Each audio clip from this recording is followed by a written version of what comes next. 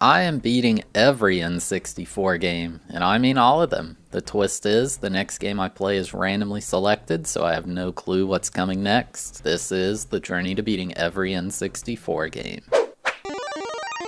Game number 216, F1 Racing Championship. Released exclusively in PAL regions in 2000, this game was developed by Ubisoft and published by Video System. This is the sequel to Monaco Grand Prix, which we played all the way back at Game 97. I'm gonna be real with you, I just do not really see the appeal of these F1 games. Like, I get it, F1 is quite popular all over the world. The video games, though, it isn't something I enjoy. But you know, I said all of them, and that includes these. Actually, I believe this is the final F1 racing game on the entire console, so that's an entire genre eliminated. Alright, one final time. I'm gonna drive in a loop over and over.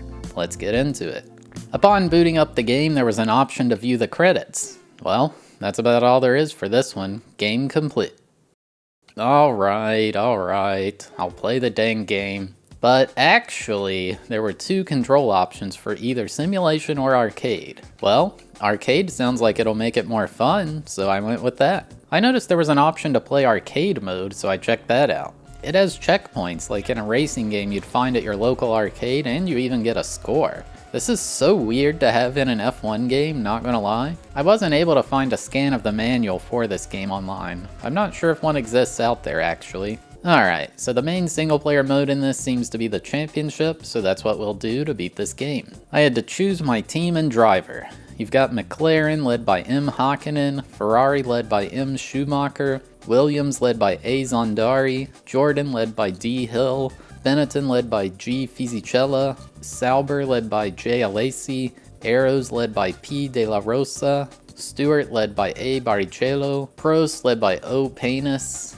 Minardi led by El Bador, and Barr led by J. Villeneuve. I went with McLaren because I think I always chose Ferrari before. Difficulty on Pro by default, right in the middle. I changed the race length to the lowest it would go, 10%. These things take ages if you have it on the real length.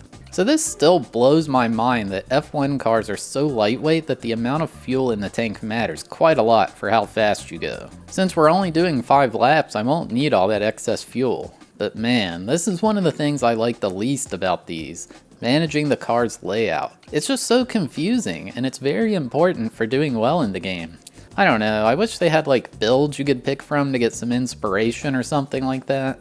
Oh yeah, these tire angles. You can steer better if they're angled, but they wear down faster. Well, shorter race means I don't have to worry about the longevity of my tires. The first race is in Australia. Before racing, you can qualify to get a better starting position. Highly recommend. You're ranked on the lap time for your fastest of 12 laps. I only did one because I don't want to drive around that thing 12 times. I qualified in 9th place, honestly respectable for my very first time ever. So off we go. Right away, the Red Bull car rams into me. What's up with that? He's trying to kill me out here. With the race length set to 10%, I only have to do 5 laps. Can you imagine driving around this thing 50 times in a row? If you drive off the track, it's disastrous. The car slows down so much, not to mention you kind of need to follow the track. You may notice the racing line along the road. Basically, you follow that as the optimal racing path. When it gets darker, it's telling you to brake. Also, if you take a turn too fast, you will spin out. Didn't I turn this on the arcade control scheme? Why is this still so hard to drive? Let me have Mario Kart physics in an F1 game. Did they build this track along the beach? What's up with all this sand? It's a bit difficult to drive through, honestly. These McLarens are not built Ford tough. On the 3rd lap, I found a minor shortcut through the grass over this logo here. That'll save a bit of time. Gonna need it. Not sure why that yellow flag keeps coming up. Are they trying to tell me something? I know the white flag means surrender, and skull and crossbones means pirates. Okay, that was either a lightning strike or someone took flash photography. I think that's prohibited at these races. Yes, dude, get wrecked. I mean, quite literally, but that shortcut on the final lap was clutch. Moved from 9th to 7th place. I wound up finishing in 7th, but I decided to reset to try to get a better ranking. Thankfully, you don't have to redo the qualifier. So this time I bumped into another racer and it damaged my front end. You can see it turned yellow on the little car marker on the right side. Now I couldn't turn very well at all. With damage turned on, it's so hard. Wait, what the heck happened here? I went onto the beach and a black flag came out. It's like that Assassin's Creed game, right? I got disqualified? What did I do that was against the rules? Genuinely. I just don't understand this F1 stuff. I remember messing with the transmission like this was the main factor in winning these races. When the track has more straights, you favor top speed, more turns, favor acceleration. What is with this roadblock? They're all going so slow. Haven't they seen Talladega Nights? If you ain't first, you're last. Finally though, after several resets, I took first place in the Australia Grand Prix. I think this game didn't have the licenses to list the real race names, so best you get is the country. Next is the Brazil Grand Prix. It's mostly straights, but there's one tricky part in the middle where you do like 3 back-to-back hairpin turns. I'll take this time to talk about the graphics and audio. The graphics honestly look great. It's going for a more realistic look, and I think this is about as good as you can ask for on the N64 hardware. It runs smooth too. Granted, I'm forcing my NTSC console to run a PAL region game on an EverDrive, so if there are any weird things with the frame rate, it's due to that. For the music, there is no music. There's not really even like a comms guy talking to you or anything like that. You just sit there listening to the engine, which sounds like a torture device they use on you at the dentist office. It gets really old.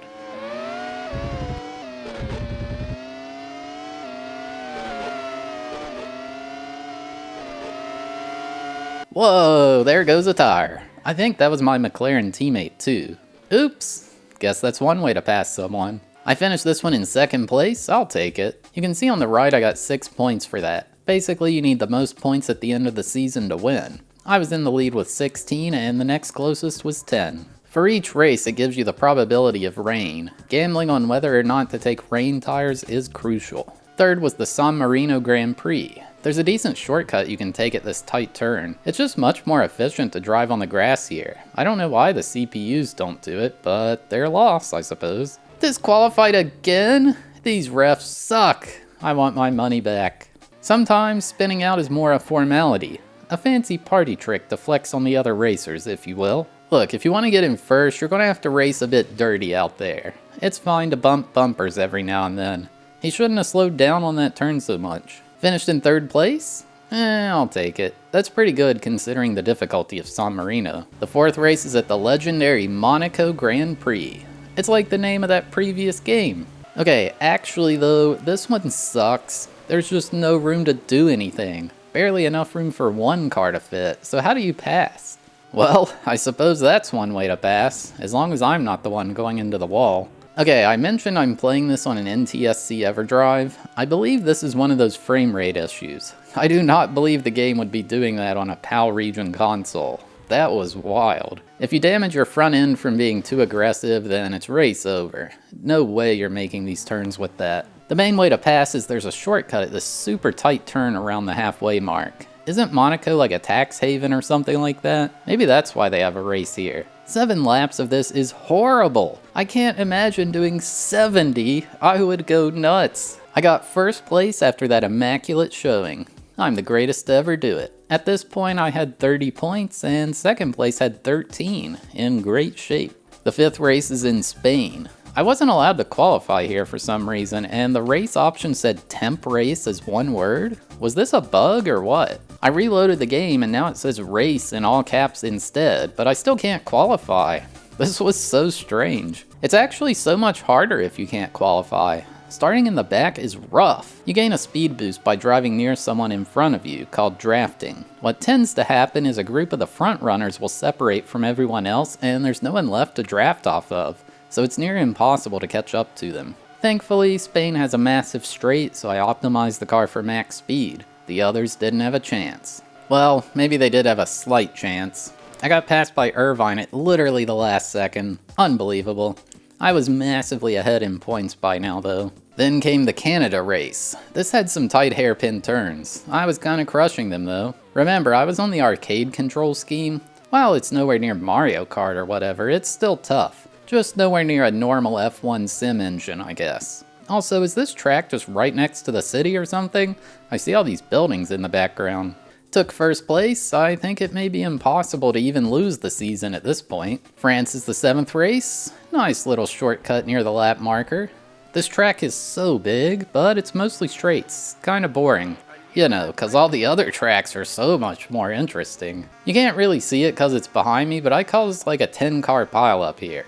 Hey, if it lets me win, I'm gonna do it. The game calls the next track Great Britain. This track is super basic, except for a weird loop thing near the end of the lap. I don't know. What else is there to say about these things? Apparently some guy died racing here in 2014. That's kinda wild. This race was such a blowout. I was ahead of Schumacher in second by over 17 seconds. We're heading to Austria now. That's a tight turn in the top right of the track. Better apply the brakes here. And of course, can't forget the U-turn thing in the middle of the track. Austria is a big fun place. Another win for the GOAT Hakkinen. I had 76 points and Irvine was in second with 33. It's not even close. The 10th race was in Germany. How many are there in total? I don't know. I do know this snake part of the road was tough though. The rest may look simple, but I think this is called a chicane. You're supposed to slow down, but sometimes you can just use the other guys slowing down as a bumper. Yeah, they probably aren't doing so hot, but who cares? Easiest win of my life. Only 4 laps here, the lowest of all. Now we're in Hungary. The shape of this track is so weird, like a literal perfectly straight road at the top. Kind of looks like the world's most uncomfortable shoe. I was winning every single race at this point. This may be the easiest of the F1 games this far. We're now in Belgium for the Spa-Francorchamps course. It's one of the driver's most loved tracks with its mix of long straights and challenging fast corners, allowing them to push their cars to the edge of their capabilities. If it's dry, that is. The nature of the Belgian weather means it could be raining on one part of the track and dry on another. Keep an eye out for the thrilling Eau Rogue, possibly the most famous sequence of corners in the entire world. Watch as I flick left, then right, and then go up the hill through the Rydelen. Okay, I ripped that straight from the Formula 1 website. I mean, they make it sound a bit more interesting than I do. What the heck? It says there was 265,000 people watching this live in 2017. Who is going to these races, honestly? Uh-oh, I was reading a message from my chat and blasted the wall. Don't text and drive, y'all. I got third here. I think that crash may have had something to do with it. We're heading to Italy now. This shortcut through all these chicanes is super clutch. The track shape kind of looks like a sock. Things weren't going so great for me in this one. I took my frustration out on this guy. Look, maybe he should take the shortcut too if he doesn't want to crash. He had the last laugh though. My transmission failed and I was disqualified. Yeah, whatever. I have like 8 billion more points than them at this point. Ah yes, the great country of Europe. I love that place. This was just a standard old track. Somewhere unspecified in Europe. I like this big U-turn at the top. The track kind of looks like a giraffe. Another win for Hakkinen. I wonder if Hakkinen likes Heineken. Heading all the way over to Malaysia now. It's raining and I forgot to put on my rain tires. I'm in trouble. Also, what on earth is this track shape? It's so dang big. I got third. It's real hard to drive with the wrong tires equipped. And here it is, the 16th and final race in Japan. The track has barely any straights, it's mostly tight turns, so it takes a while to get through a single lap. It took about 4.5 hours to get to this point, so multiply that by 10 if we did full-length races. I cannot imagine doing that. Gotta ram one more guy for the road. It's the most fun thing to do. Actually, I remember as a kid when I played racing games, I would just go the wrong direction and try to cause as many crashes as possible. Anyway, I got through it and won in points by like 50. It said I'm the world champion and gave me a big old trophy. And that's all the acknowledgement you get for your win. I couldn't find any cheats or secrets for this game, so yeah, that's about all there is for this one. Game complete. So yeah, there you have it. My journey to beating F1 Racing Championship. Thank goodness this was the last F1 game. They're just quite boring to me. At least in a game like Gran Turismo with more strict driving physics, you unlock new things, there's like a sense of progression. For these, if you don't care about the real F1 racers or tracks, it's just random races for no real reason. There's no motivation to do it. It is a super popular thing around the world though, I get it. It's just not for me. I guess not popular enough in the US to release this video game here though. Or in Japan for that matter. It wasn't really special, but it wasn't bad to play either. I did appreciate them adding an arcade control scheme to at least make it a bit nicer to drive in, and the graphics were really good. I gave F1 Racing Championship a 3 out of 10 for enjoyability and a 3.5 out of 10 for difficulty. Alright, thanks for watching, I hope you enjoyed. We had a randomized marble race to determine which game was next, so here's how that played out. Or skip to the timestamp on screen to skip straight to the game selection. We're gonna do a random track, a leap to remember. We got 174 games on the list. We got Jeopardy. We got International Track and Field 2000. Or even Hexen. But only one game can win. What's it gonna be? 3, 2, 1, go. Down the pachinko machine we go. Who will be the first out? It appears it is Puyo Puyo in Party. Followed by Mario Party 2. Whoa, what is that? That's so loud. Earthworm Jim 3D, the first one through the launch. Miss Pac-Man Maze Madness going for the big play, but does not stick the landing. Oh my god. So many games trying to make the skip, but it's not paying off. Will anybody hit the skip? NFL QB Club, Hakarami Masters, Augusta, Monopoly as well, Bomberman, and Shogi. So many just terrible games. We need Monopoly to win. That would be fantastic. Nobody landed the skip, so we'll see. Monopoly is in the lead right now. Coming through the boost as Mia Hamm Soccer gets launched in the air. Monopoly coming down the funnel. We got Bomberman, Shogi, and NFL QB Club sneaks down. And NFL QB Club's coming into this cannon. Will it stick the landing? And it does. GG. The next NFL QB Club, which I believe is NFL QB Club 99. That was just a textbook race. Really, no twists. How was Earthworm Jim way back here? It was in the lead. Yeah, we really missed out on Nagano Winter Olympics. We could have had that. Yeah, there's 4 NFL QB Club games. What is happening? Buck Bumble. Wait, how did you even get up here? What? NFL QB Club 98. It has been decided.